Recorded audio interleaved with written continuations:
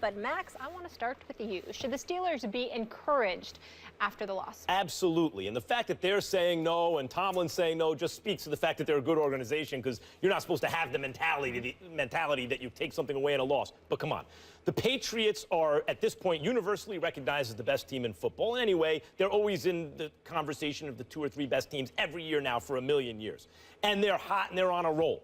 And they come into town fully loaded, and you don't have, look, what makes the Steelers special, really? I mean, obviously, Tomlin's a great head coach, but Big Ben, Antonio Brown, and Le'Veon Bell are the difference behind that good offensive line.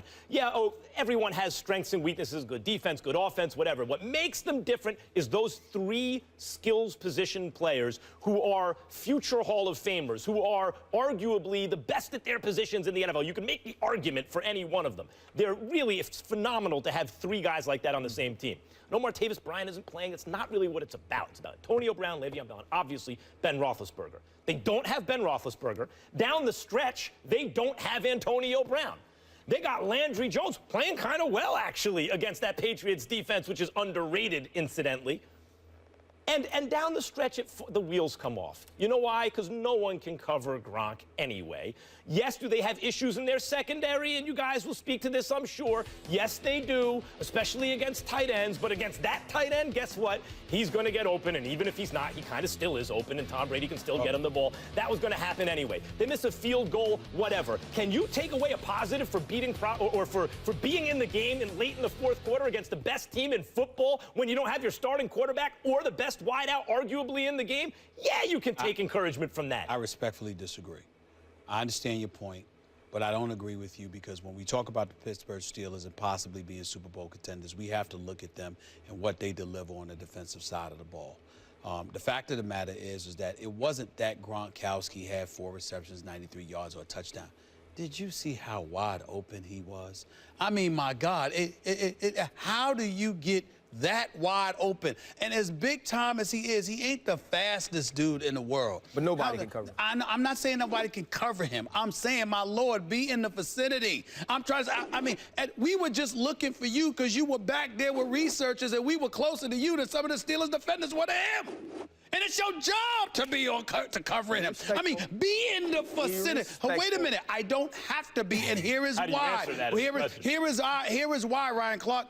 Ask Coach Mike Tomlin, ask Todd Haley, ask the players when I showed up at Steelers camp. I have been harping on the Steelers defense for years. I have gotten on you because on far too many occasions, you've been Mr. Nice Guy when it comes to the Steelers. Nobody else, because, oh, my Lord, you're bringing it. But when it comes to the Steelers, I have felt that you have, dare I say, a bit passe. And so when I saw that tweet yesterday from you, I was like, it brought tears to my eyes. I'm really touched. Ryan Clark is seeing the light, because finally, he's vibing with me on these Steelers and their secondary. Come on, man. You can't do what they did yesterday. I'm trying to tell you right now, there needed to be an APB out for their secondary. I mean, Gronk, who the hell was assigned to guard him? Nowhere in the, and by the way, you had one situation where the safety actually ran to try to double up on a receiver and left Gronkowski alone. Who does that? Ryan, what is the excuse for that? Gronk, you think they might throw the ball to Gronk with the game on the line? Go ahead, What's Ryan. the excuse? Go ahead, Ryan. The floor is yours. Give it up, man. So Molly read my tweet. She didn't read it very well. I know, I'm sorry. But we all, love her. And Ryan, I've never heard you take this long to answer the question. What's the problem? Cat got your tongue. So we know that I love the Pittsburgh Steelers. Yeah. Keep going. Many of those guys on that defense are my friends. Sure. Yesterday was the most upset I have ever been watching a Steeler game. Okay. Not for the reason you mentioned, though. The fact that Gronk got open happens. He gets open on a lot of people. That wide open? We wouldn't consider him the best tight end in football if he didn't. That wide open? Here was my issue. When I put that tweet out, it was very early in the game. And it wasn't because people got open. It wasn't because Tom Brady was able to dissect the defense and find open people. Because I played when we were really good, and he was able to do that. But what Pittsburgh always is physical. Pittsburgh always plays hard.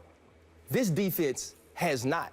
When you come off a game where you give up 204 yards rushing, you better believe somebody the next week has to pay physically. Now, if you can't cover Gronk, if you can't scheme up ways to strategize to keep them from completing passes, I'm okay with that.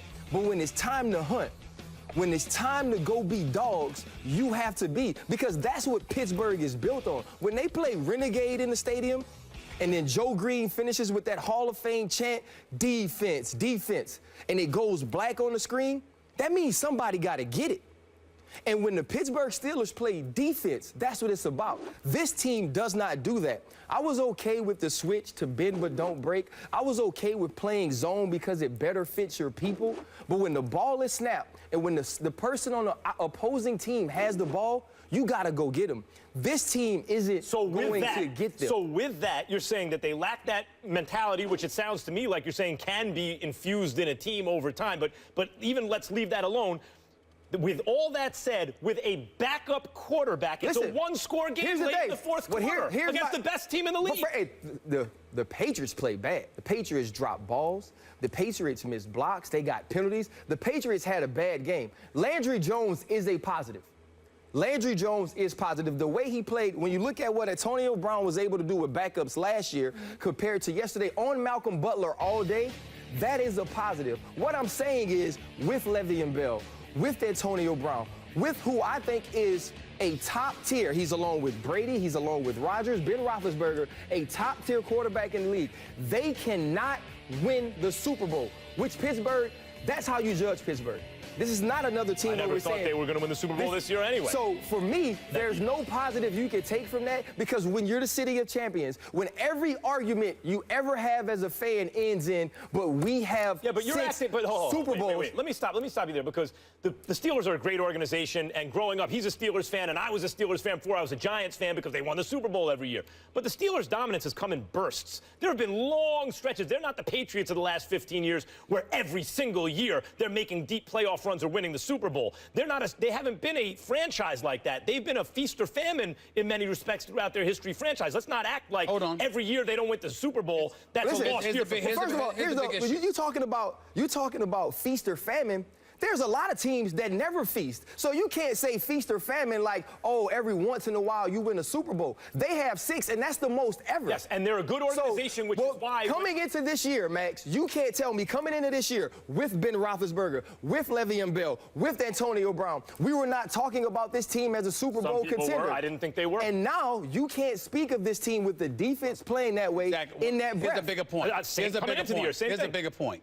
2014, 28th against the pass. Last year, 30th against the pass.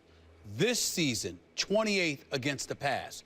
Their pass defense, primarily their secondary, and their ability to get at the quarterback without blitzing is so suspect that it leaves their defense with tremendous holes. Even with Gronkowski, I'm like, at least put a man on him. Steve, at least be in the vicinity. But here's my argument to that: the rankings and the numbers. There were many years where the New England Patriots won Super Bowls, not in Tom Brady's early years, but when they were the best teams in football, and their rankings were that because they stiffened in the red zone and stopped people from scoring. So that is why coming into this year, man, that is why coming into this year, I felt like they could still win if they could stop people from scoring. I didn't mind them moving the ball. Encouraging loss with your backup quarterback, who, by the way, there's no encouraging loss. There's not an encouraging loss. Was a backup, was drafted in the 4th round, 2 backup. Sorry, I know this one was personal. Please. Thank you. You're the only one who listens when I say go to break. No Ryan Clark will be with us later in the show.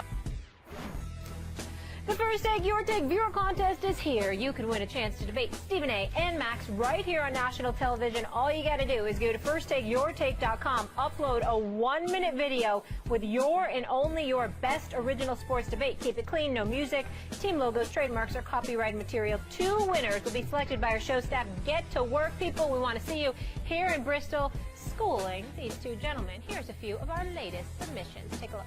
First, it seems so cut and dry that the NFL should have suspended Josh Brown for the 6 games. Now, the amount of time he's actually suspended to anybody watching is irrelevant, but at least the NFL would have showed that it's taking its stand against domestic violence seriously. Josh Brown cannot be given a chance, a second chance of any kind. The New York Giants have got to drop him immediately, and he should not be allowed to re-sign with any team in the NFL. We've seen this play out before with Ray Rice, and I hate to even bring that situation up, but I've got to say, Stephen A., I think Josh Brown has sealed his fate, and I don't expect him to be a kicker in the National Football League ever again. All three was good, but that last dude right there clearly was getting prepared to be on national television. I give him props for that. He showed up for the job interview. With the backdrop, though. I got to give it to him. I got to give it to him. A senior picture. He looked like it was class picture time. Right? Yeah, the sweet background. I like it. People are bringing it. The competition is getting real. Keep them coming. Meanwhile, will the real Bills please stand up? After 4 straight wins, Buffalo lost 28-25 to the Dolphins in Miami. Jay Ajayi ran all over Rex's defense, putting up 200-plus yards for the second straight week. Dude's unreal. Who are the real Bills? Max Kellerman. Look, the Bills are a good team that are not quite elite, but remember when Rex was on the hot seat and Stephen A., you were starting to call for his job.